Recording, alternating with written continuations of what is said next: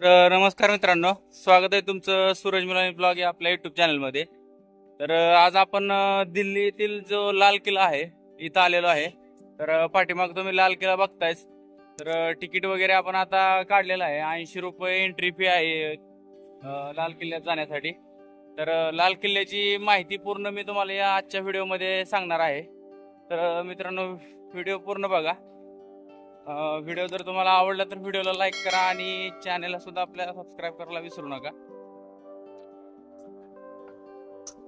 मित्रांनो, metro station जे आहे दिल्लीचं लाल किल्ला जे मेट्रो स्टेशन आहे दिल्लीमधलं, इथून जवळपास 1 किलोमीटर अंतर चालावं लागतंय। त्याच्या समोरच मेट्रो स्टेशन आहे, पण राऊंड मारून यावं लागतंय लाल किल्ल्यासाठी। त्याच्यापेक्षा जर आपण जामा मस्जिदचं जे स्टेशन आहे दिल्लीतलं, तिथं जर उतरलं तर तिथून जवळच आहे, 100 ते 200 मीटर अंतरावर हे लाल किल्ल्याचं जे एंट्रन्स जे मेन गेट आहे। जर आपल्याला आतून लाल किल्ला बघायचा असेल तर तिथं उतरून आपण येऊ शकतो। किल्ल्यामधून आपल्याला एंट्री करण्यासाठी मित्रांनो, आपल्याला किल्ल्याचं जे लाहोरी गेट आहे त्या गेटमधून आपल्याला आत सोडलं जातं। त्या गेटकडे जात असताना किल्ल्याची जी भिंत जी आहे ती आपण समोर तुम्ही व्हिडिओमध्ये बघताय मित्रांनो, ती जी भिंतीच्या आणि आपल्या ज्या रस्त्याच्या मध्ये जो एरिया जो आहे तो खंदक आहे। त्या खंदकामध्ये पूर्वी पाणी वगैरे साचवले जात असे आणि त्यामध्ये मगरी वगैरे असत। यमुना नदी जी शेजारून वाहते ना, त्या नदीचं जे पाणी जे आहे ते या खंदकामध्ये सोडलं जात होतं। आता आपण मित्रांनो लाल किल्ल्याच्या एक्झॅक्टली समोर उभा राहिलेलो आहे। 15 ऑगस्ट 1947 रोजी भारताचे जे पहिले पंतप्रधान पंडित जवाहरलाल नेहरू यांनी लाल किल्ल्याच्या मुख्य प्रवेशद्वार म्हणजे लाहोरी गेटवर तिरंगा फडकवला। तेव्हापासून भारताचे पंतप्रधान दरवर्षी स्वातंत्र्यदिनी जो झेंडा फडकवण्यात येतो तो दरवर्षी इथं औपचारिकपणे राष्ट्रीय तिरंगा जो आहे तो इथं फडकवला जातो। मित्रांनो, पलीकडच्या साईडला जे तुम्ही बघताय ते किल्ल्यामधील आत एंट्री करण्यासाठीचं जे गेट आहे ते आपल्याला दिसतंय। इकडच्या साईडून आपल्याला आत एंट्री वगैरे करता येणार आहे। हे जे गेट आहे या गेटचं नाव लाहोरी गेट असं आहे। हे जे समोरचं गेट आहे त्याचं नाव लाहोरी गेट असं आहे। पाकिस्तानमधील जे लाहोर जे शहर आहे त्या शहरावरून या गेटचं नाव लाहोरी गेट असं ठेवण्यात आलेलं आहे, कारण की ह्या गेटचं तिकडच्या साईडला तोंड आहे आणि त्यावेळेस जी मुघलचं जे साम्राज्य होतं त्यामध्ये हे लाहोरचा पण त्यामध्ये समावेश होता या मुघल साम्राज्यामध्ये। त्यामुळं तिकडं तोंड करून असल्यामुळे या गेटचं नाव लाहोर गेट असं ठेवलेलं आहे। लाहोर गेटमधूनच आपण आता आतमध्ये प्रवास करत आहे, म्हणजे एंट्री करत आहोत। आपण आपल्या यूट्यूब चॅनलवर अवेलेबल असलेला जो दिल्लीतील जो लाल किल्ला आहे त्याचा पण आपण तुम्ही बघितला असेल, अशाच प्रकारे त्या पण किल्ल्याची रचना आहे। एक मेन गेट आहे आणि त्याच्या आतमध्ये गेल्यानंतर एक गेट आपल्याला बघायला भेटतं। इथं पण असंच एक प्रकारचे असे 2 गेट आहेत जे किल्ल्यात एंट्री करताना असं बनवलेलं आहे। किल्ल्याच्या आतमध्ये प्रवेश करत असताना अशा प्रकारे जे इमारत वगैरे बनवलेले आहे पूर्वीचं सगळं आहे। आतमध्ये अशा शॉप वगैरे छोटे छोटे जे अधिकृत जे विक्रीसाठी उपलब्ध आहेत, जे इथं पूर्वी पण विक्रीसाठी उपलब्ध असायचे, पण आता जरा लेटेस्टमध्ये इथं बनवलेले आहेत। आणि किल्ल्याच्या आतमध्येच परत अशा प्रकारे गार्डन वगैरे जे आहे ते आपल्याला बघायला भेटतं। हा जो किल्ला आहे मित्रांनो तो दिल्लीमधील जुनी दिल्ली या ठिकाणी आहे। हा एक ऐतिहासिक किल्ला आहे, मुघल किल्ला म्हणून या किल्ल्याला पण ओळखतात। त्या काळी मुघल सम्राटांचे जे मुख्य निवासस्थान होते या ठिकाणी मुख्य निवासस्थान म्हणून तो किल्ला काम करत असे। 12 मे 1639 रोजी मुघल बादशाह जो शहाजहान जो होता त्यांनी मुघल राजधानी जी आग्र्याहून दिल्लीला हलवण्याच्या निर्णयानंतर हा किल्ला बांधण्यात आला। मित्रांनो, समोर जे तुम्ही बघताय ते दिवाने खास जे आहे त्याच्या समोरचं जे गार्डन आणि इकडे साईडची जी इमारत आहे ते दिवाने खासच्या समोरच असं आपल्याला बघायला भेटते।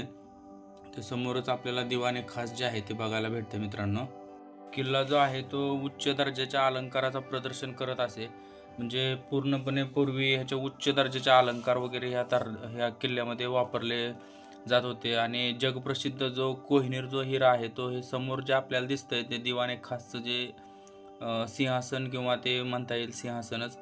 तर अशा ठिकाणी वरच्या साईडला याच्या वरच्या साईडला कोहिनूर हिरा एकेकाळी लावलेला होता. तर तो सुद्धा याच्या म्हणजे याच्या एक किल्ल्याच्या एक शान होती. म्हणजे ह्यामध्ये एकदम मौल्यवान अलंकार वगैरे इथं वापरले होते या किल्ल्यामधील. तर किल्ला हे परत बऱ्याच वेळा किल्ल्यावर आक्रमण झालं आणि किल्ल्याचं उद्ध्वस्त करण्यात आलं.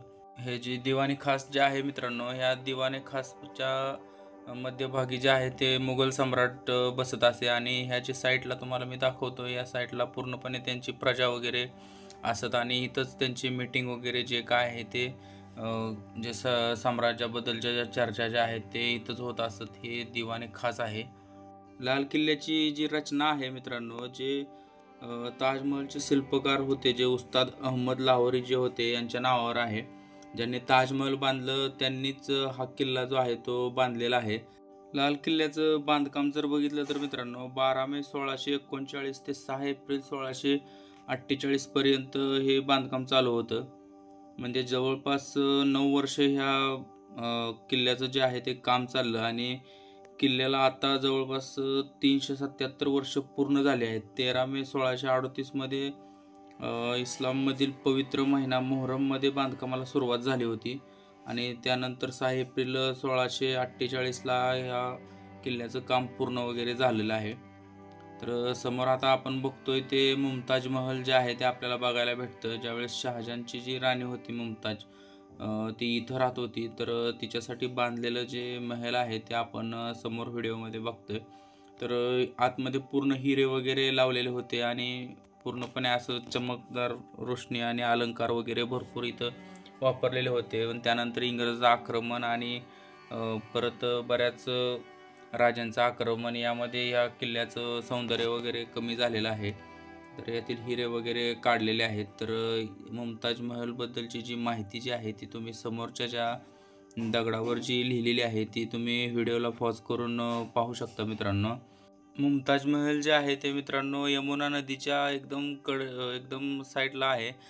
जे किल्ल्याच्या जे जवळपास मागच्या साईडला म्हटलं तर चालेल. तर इकडच्या साईडला यमुना नदी वाहते पाठीमागच्या साईडनं आणि तिथंच मुमताज महल वगैरे बनवलेला आहे. तर किल्ल्याची जी उंची जर बघितली तर इकडच्या साईडला 18 मीटर जी उंची आहे. आणि पुढच्या साईडला आपण जिथं झेंडा वगैरे आहे तिरंगा वगैरे जिथं फडकतोय तर तिथल्या साईडला जर बघितलं तर तिथं 33 मीटर एवढी उंची आहे. म्हणजे 18 ते 33 मीटर किल्ल्याची जी उंची जी आहे. पुढच्या साईडला जर हे बघितलं तर आपण रंगमहल आपल्याला बघायला भेटतो. तर इथं वेगवेगळ्या प्रकारचे संगीत वादन वगैरे इथं होत असत. आणि जे राजघराण्यातले जे लोक आहेत तेच इथं बघण्यासाठी म्हणजे ऐकण्यासाठी किंवा बघण्यासाठी इथं त्यांच्यासाठीच होत असत आणि ते इथं बघण्यासाठी हजर असत. अशा प्रकारे पूर्णपणे आपल्याला गार्डन वगैरे जे दिसतं हे किल्ल्याच्या आतमधील बाजू आहे.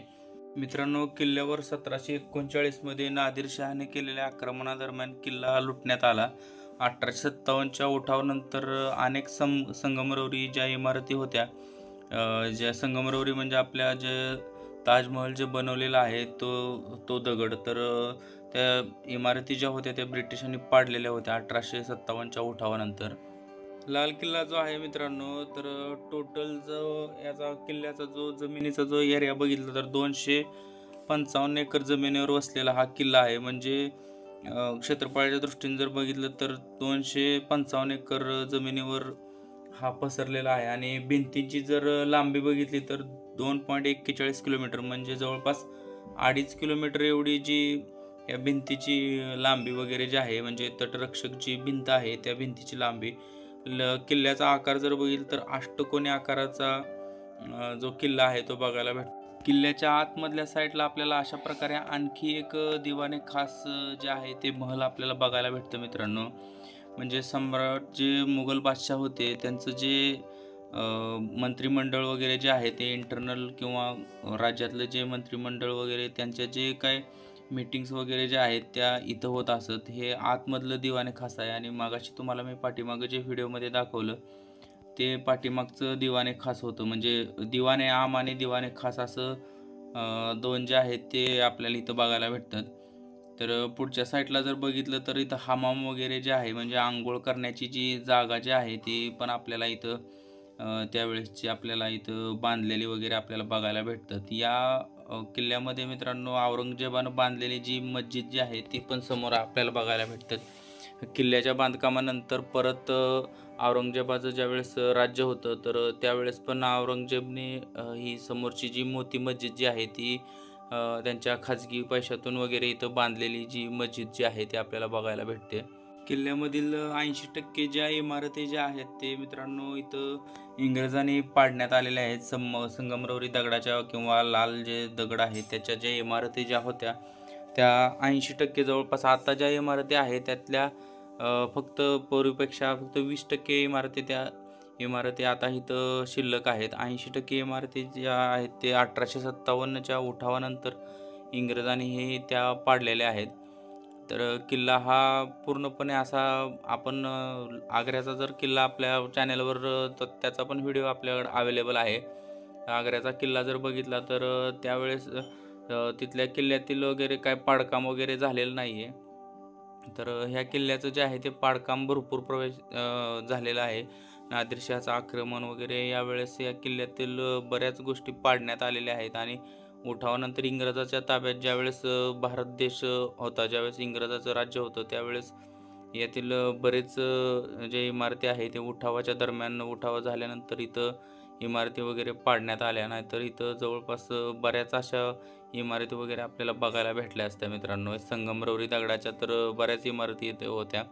तर इतिहासात त्या पूर्ण इमारतींची वगैरे इथं नोंद आहे आणि त्याची जी जागा जी आहे म्हणजे इमारती जिथं होत्या आणि तिथं वेगवेगळ्या प्रकारचे असे जे आहेत ते आपल्याला माहितीचे जे दगड वगैरे जे आहेत ते आपल्याला इथं लावलेले बघायला भेटतातच. म्हणजे जिथं इमारत नाही आहे तिथं पण जी इमारत होती तिथं त्यांचे दगड वगैरे हे लावलेले बघायला भेटतात आपल्याला इथं. तर अशा प्रकारे मित्रांनो तुम्ही जो दिल्लीतला जो लाल किल्ला आहे त्याची पूर्ण माहिती मी तुम्हाला या व्हिडिओमध्ये सांगितलेली आहे.